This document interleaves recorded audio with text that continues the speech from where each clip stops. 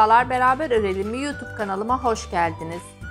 Bugün sizlere yapmış olduğumuz şeritlerin orta kısmına Brezilya nakışından rokoko çiçek yapımını anlatacağım. Sizlere örnek olması için bir taneyi ben bu şekilde işledim. Şimdi şöyle 10 tane şerit yaptık. Bu şeritlerin orta kısmına çiçekle beraber işleyeceğiz. Çiçeklerimizi isterseniz normal iple beraber, isterseniz koton iple beraber işleyebilirsiniz. Ben şu kenar kısmını koton iple beraber işledim. Beyaz kısmını normal iple beraber işledim. Yapraklarını da yine normal iple beraber işledim. Elimde olan iplerle beraber çiçeğimi yaptım. Bunun için iğneye ihtiyacımız var. Şöyle ipinizin geçebileceği, rahatlıkla örebileceğiniz, yani işleyebileceğiniz rahat bir iğne olması yeterli. Şöyle beyaz ipimi iğneme geçirdim. Hemen şöyle şuradan şeridime başlamıştım. Başlamış olduğum yerden işlemeye başlayacağım. Şeridimi aldım. Hemen orta noktasını bulacağım. Şurada pıtırcık yapmıştım. Bu pıtırcığın olduğu yeri şöyle aşağıya doğru geliyorum. Hemen şurada da yapmış olduğum pıtırcığı takip ederek orta noktayı buluyorum. Orta nokta burası. Yani şurayla şu kısım arasına çiçeğimin orta kısmını yapacağım. Hemen şuradan iğnemi üst kısımdan geçiriyorum. Şu şekilde iğnemi geçirdim. Arka kısımda ipimi tutuyorum. Bu şekilde iğnemi geçirdim. Şöyle alt kısımdan yine iğnemi geçiriyorum. Yine üstteki ipimin olduğu yerden iğnemi çıkartıyorum. Şöyle itiyorum iğnemi. İpi iğneme saracağım. 1, 2, 3, 4, 5 ve 6 kez ipi iğneme sardım. Eğer ki ipiniz kalınsa bu işlemi daha az, eğer ki ipiniz ince ise bu işlemi daha fazla yapabilirsiniz. Bunu ipinizin kalınlığına göre ayarlayabilirsiniz. Benim ipim 250 metre uzunluğundaki bir ip, o yüzden 6 tane sarmak yeterli benim için. Şimdi şöyle ipimi yavaşça şöyle iğnemi çıkartıyorum sarmış olduğum iplerden. Yavaşça çekiyorum. Hemen şöyle elimle beraber düzeltiyorum. Alt kısımdan da yine diğer ipimi sıkı tutuyorum ki bu orta kısmı buraya rahatlıkla yerleştirebileyim. Bu şekilde orta kısmın bir tanesini yapmış olduk. Şimdi şu ipimin olduğu dip kısımdan iğnemi geçiriyorum. Arka kısımdan bunu buraya böyle sabitlemiş oldum. Şimdi ikincisini yapacağım. İkincisini yapmak için hemen diğer yerde iğnemi buradan çıkartmışım. Hemen yan kısmından iğnemi çıkartıyorum. Hemen yanına ikinci ortamı yapacağım. Bu şekilde iğnemi çıkarttım. Hemen alt kısımdan giriyorum. Yine ipimin olduğu yerden iğnemi çıkarttım. Yine burada üst kısımdaki ipimi iğneme 1, 2, 3, 4, 5, 6 kez sarıyorum. Hemen iğnemi yavaş yavaş şu şekilde iplerimi de tutarak çekiyorum. Şu şekilde çektim. Hemen aşağıya doğru yatırıyorum. Elimle de şöyle birazcık düzelterek çekiyorum. Bu şekilde 2 tane ortayı yapmış olduk.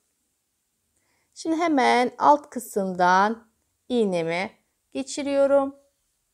Böylelikle buraya sabitlemiş oldum. Çiçeğimizin orta kısmını yapmış olduk. Şimdi burada ipimi keseceğim ve şöyle ipimi düğümleyeceğim ki sökülmemesi için ipimi düğümledim.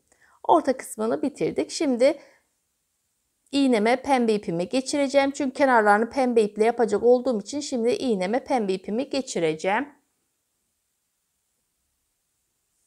İğneme pembe ipimi geçirdim. Şimdi hemen şu ikisinin ortasından iğnemi çıkartıyorum. Bu şekilde ipimi çektim. Hangi tarafa çiçeğimin yaprağını yani kanadını hangi tarafa yapmak istiyorsam iğnemi o taraftan şu şekilde sokuyorum. Hemen kenardan iğnemi sokuyorum ki arada boşluk görünmesin diye. Hemen diğer ipimin olduğu yerden iğnemi çıkartıyorum. Burada iğneme ipimi saracağım. Bu sefer ipim biraz ince olduğu için 10 kere kadar saracağım ben. 1, 2, 3, 4, 5, 6, 7, 8, 9, 10 tane olarak ipimi sardım. Hemen şöyle yavaşça yavaşça ipimi çekiyorum. Şöyle elimle hafifçe düzeltiyorum. Bu şekilde şöyle çekiyorum tutarak. Bir tane yapmış olduk. Hemen dip kısımdan iğnemi geçiriyorum. Arka kısımdan çıkartıyorum.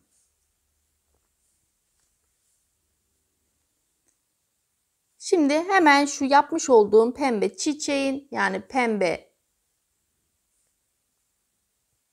kanadın tam orta kısmından iğnemi çıkarttım. Hemen şöyle sarmasını istediğim için şuradaki beyazların orta kısmından iğnemi geçiriyorum. Yine ipimin olduğu yerden iğnemi geçirdim. 1, 2, 3, 4, 5, 6, 7, 8, 9, 10 kere olarak iğnemi ipimi sardım.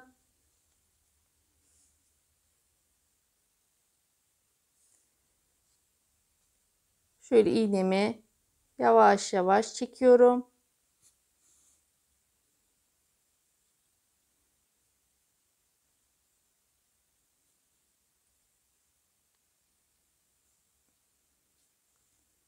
Bu şekilde daha çok çekerek oturmasını sağlıyorum. Bu şekilde ikinci kanadımızı da yapmış olduk. Yine iğnemi tam bu ipimin olduğu yerden arka kısma sokuyorum. Böylelikle buraya sabitlemiş olduk. Yine tam orta kısımdan yani ikinci yapmış olduğum çiçeğin yaprağının tam orta kısmından iğnemi çıkartıyorum. Hemen şu kısımdan şöyle beyazın olduğu yerden iğnemi geçirip yine ipimin olduğu yerden iğnemin ucunu çıkartıyorum. Yine 10 kere olarak saracağım. 1, 2, 3, 4, 5, 6, 7, 8, 9, 10 kere olarak sardım. Şöyle iğnemi yavaş yavaş çıkartıyorum ipten. Şimdi tutarak böyle yavaş yavaş itiyorum. İpimi çekiyorum. Buraya sabitlemiş oldum. Üçüncü kanadımızı yapmış olduk. Ben 5 tane olarak yapacağım. Sizler daha fazla da yapabilirsiniz. Daha az da yapabilirsiniz. 5 tane benim için yeterli. 3 tane yaptık. 2 tane daha yapacağız. Yine üçüncü yapmış olduğumuzun tam orta kısmından iğnemi çıkartıyorum. Şöyle kenarından orta kısmından iğnemi çıkarttım. Hemen şu kısımdan şöyle iğnemi sokuyorum. İpimin olduğu yerden iğnemin ucunu çıkarttım. Yine 10 kere olarak saracağım. 1, 2, 3, 4, 5, 6, 7, 8, 9, 10 kere olarak sardım. Şimdi yavaş yavaş şöyle iğnemi çıkartıyorum. Çekiyorum.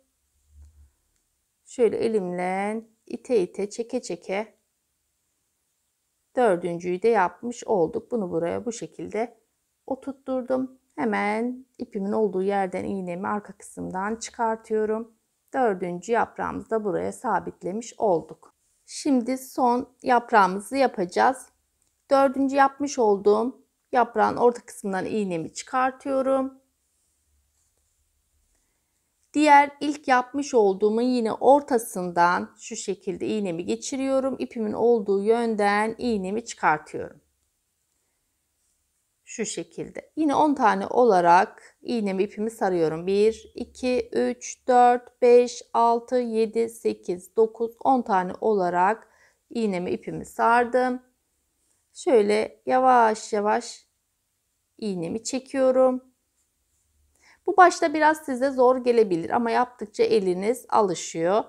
rahatlıkla yapabiliyorsunuz.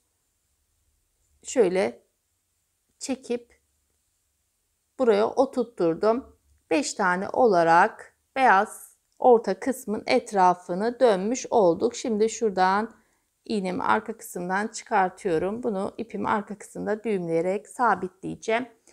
Bu şekilde çiçeğimizi yapmış olduk. Şimdi yeşil ipimi takarak yaprak yapımını sizlere göstereceğim. Arka kısımda ipimi düğümledim. İğneme yeşil ipimi taktım. Şimdi yaprak yapımına geçiyoruz. Hemen baş kısımdan iğnemi şu şekilde çıkartıyorum. İğnemi çıkarttım. Arka kısımda ipimi diğer elimle beraber tutuyorum. Aynı noktadan şöyle aynı yerden iğnemi arka kısma doğru çekiyorum. İpim ön yüzde. Yavaş yavaş çekiyorum. Böyle yavaş yavaş çekiyorum. Şöyle yaprağın olmasını istediğim ebat kadar çektim. Bu yeterli. Bu şekilde bırakıyorum telime. Şimdi şuradan hemen şu yukarıki kısımdan iğnemi çıkartıyorum. Bu ipimin içerisinden iğnemi geçiriyorum. Şu şekilde geri aldım. Hemen üst kısımdan yine geri batıyorum. Yani buraya yaprağımı bu şekilde sabitliyorum. Şimdi diğer kısma geliyorum. Buraya da yine yaprak yapacağım. Buradan iğnemi çıkartıyorum. Böyle arka kısımdan tam çekiyorum. Yine aynı noktadan geriye doğru arka kısma doğru ipimi çekiyorum. Yavaş yavaş çekiyorum. Bir yandan böyle tutuyorum. Yeterli olduğu kadar çektim. Şöyle hafif çekelim. Biraz küçük oldu. Şu şekilde. Şimdi hemen şu biraz uzağından iğnemi geçirdim. Hemen iç kısmından da yine ipimin iç kısmından iğnemi geçiriyorum. Hemen şu üst kısımdan iğnemi geçirdim. Buraya yaprağımı bu şekilde sabitledim. Alt kısımdan yine iğnemi geçiriyorum. Yine aynı noktadan iğnemi geriye doğru arka kısma aldım. Yavaş yavaş çekiyorum. Yaprağımın olmak istediği ebat kadar çektim. Hemen şuradan iğnemi geçiriyorum. İpimin de iç kısmından geçtim. Yeşil ipimi. Hemen üst kısımdan içeriye girerek yaprağımı buraya sabitledim. Yan kısımdaki yaprağı da yine aynı şekilde yapıyorum.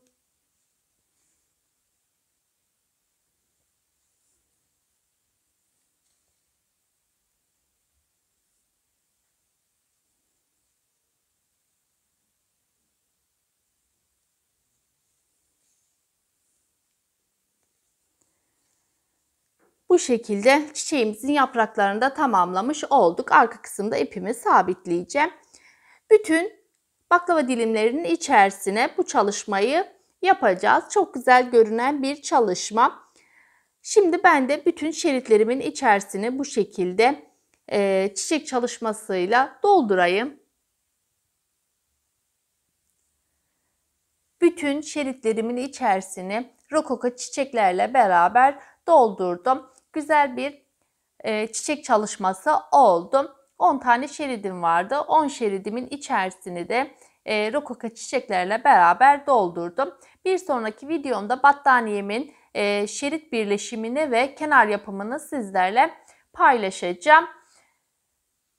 Yapan arkadaşlara kolay gelsin diyorum. Kendinize iyi bakın, sağlıkla kalın, hoşça kalın.